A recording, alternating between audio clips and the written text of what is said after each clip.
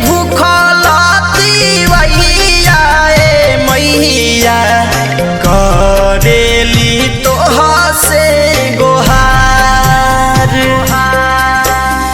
करत बानी छठ के बरतिया ए मैया रखी से नुरावा हमार।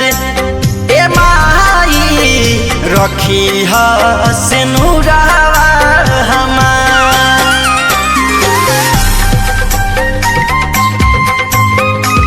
रिया रिकॉर्डिंग स्टूडियो नरकटियागंज।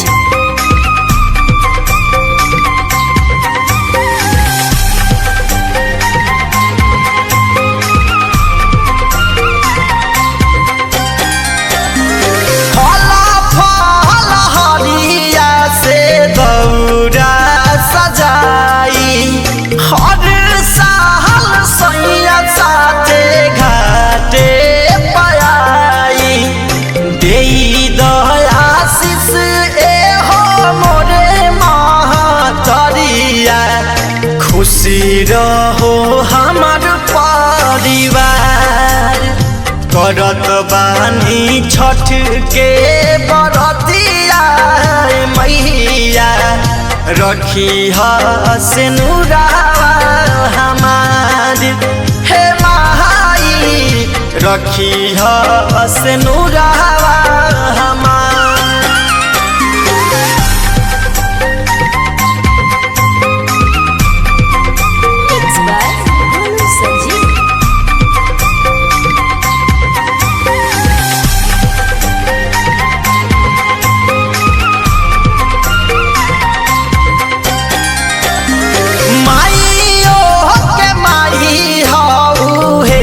छठी मैया करता हरियर जी माई भूखल तिवैया।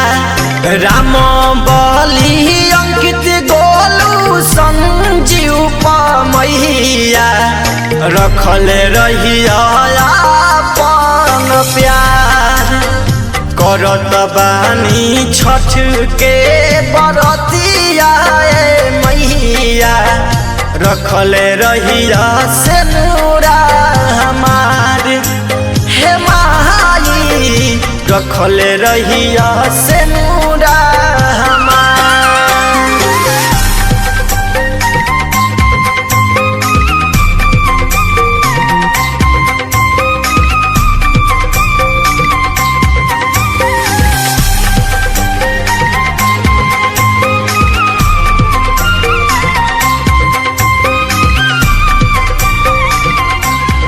रिया रिकॉर्डिंग स्टूडियो नरकटियागंज।